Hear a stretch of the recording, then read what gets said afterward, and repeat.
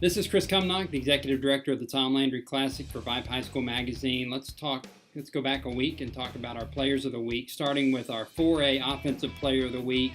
And to me, that has to be Highland Park quarterback Brooks Bergen. You know, Highland Park went into last week's game against state-ranked Poteet High School.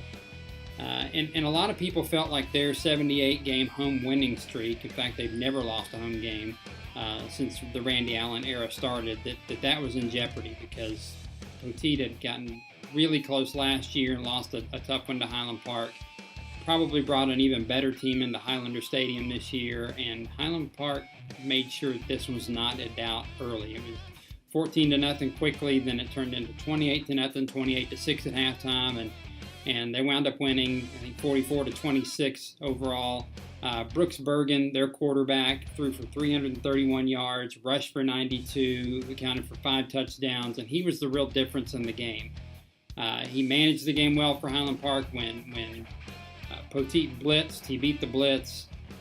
When they gave him opportunities to run, he punished them for those opportunities, and he's really come a long way since opening his starting game in the Landry Classic against Toledo. That was a tough game for his first varsity start, but he's come a long way, and so has Highland Park. So 4A Offensive Player of the Week, Brooks Bergen. 4A Defensive Player of the Week, Nolan Robinson, defensive end at Denton Ryan. Denton Ryan beat Flower Mound Marcus last week and in their first district game, and Nolan had 6 tackles, 2 sacks. He forced a fumble, and he also recovered a fumble. So a pretty dominant defensive performance. I talked to Joey Florence this week and really felt like Nolan was a huge part in Ryan winning that game and getting off to a 1-0 start in district there.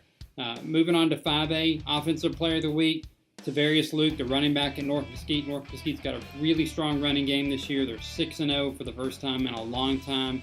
And Tavarius was a huge part of that. He ran for over 230 yards on only 13 carries, and he had 5 touchdowns in their win over Rockwall to keep them undefeated on the season.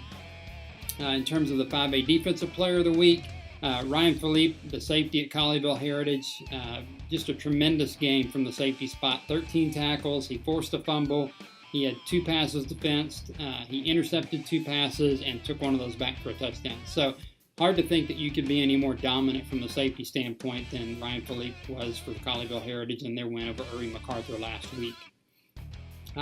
This is the time of year where you really start to see districts take shape, and you're really starting to figure out what teams are contenders and pretenders, and a lot of it is because they're starting to play meaningful games now in their district to determine, who's going to stay on top and who's going to float downward.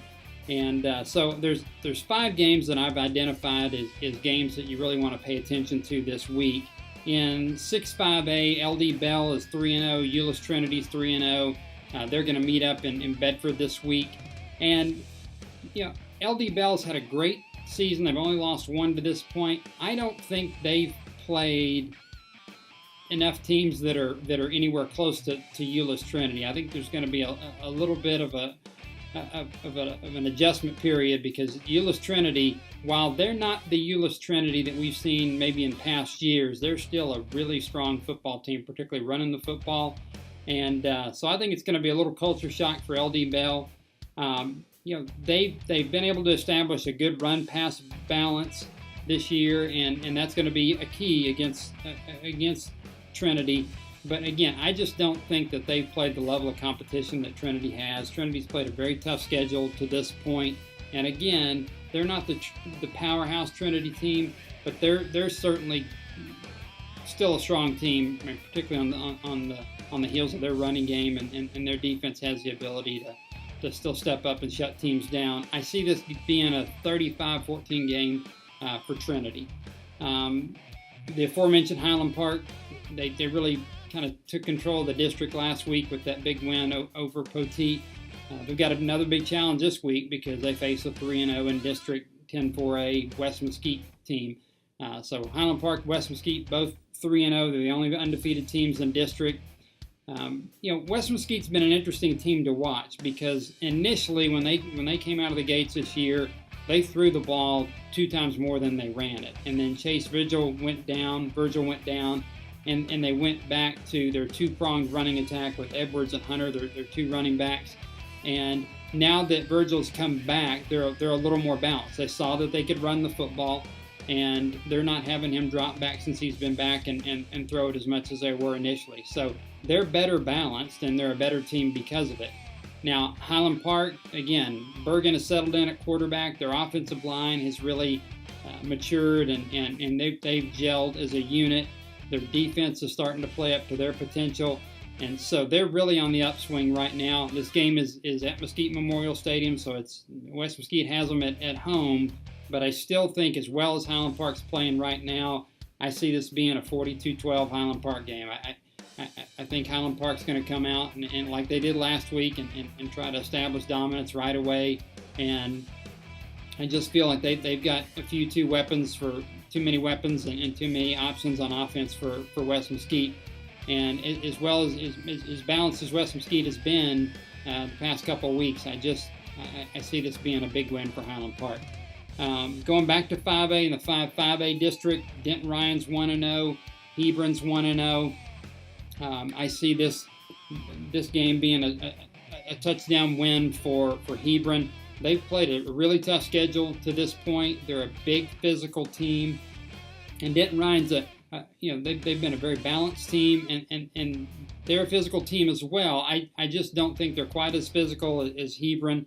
And particularly if Hebron can come out and establish a running game with Trayvon Hughes, like they have in many of their games this year, then I think that's where they take control and eat up the time of possession. Again, I see this being a close game, but in the end of the day, I see Hebron winning it by a touchdown. In District 12 5A, you've got a great game. Mesquite Horn lost last week to Mesquite High School, but that's a very talented football team. We've got a lot of Division I kids on that football team, and they're going to be really dangerous around playoff time.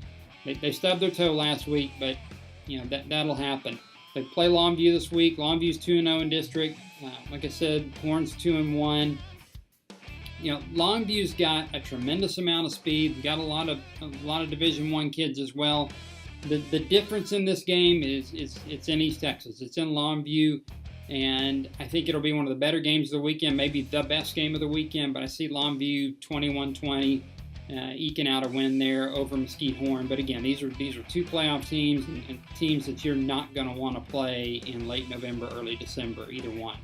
And then the last game, it goes back to 4A in District 15 4A. You've got a 3-0 Ennis team against the 3-0 Mansfield Legacy teams in District 15 4A. Ennis has got a tremendous runner in Terrence Williams. Mansfield's got a tremendous runner in Kijana Amos. So it's really going to come down to who can establish their running game and again, control the clock. I think that's going to be Legacy. I think they've played a little tougher schedule to this point, so they're a little more equipped, and they've got the game at home. So I see this being a Legacy win, 28-16, somewhere in there.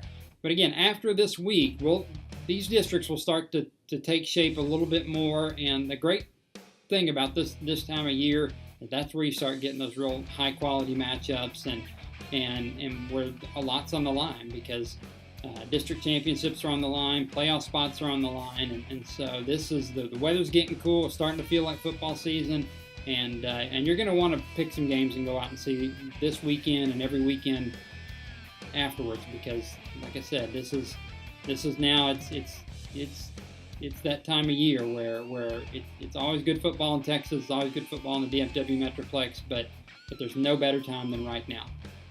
For the Tom Landry Classic and VYPE High School Magazine, I'm Kris Cumnock, and we'll talk next week.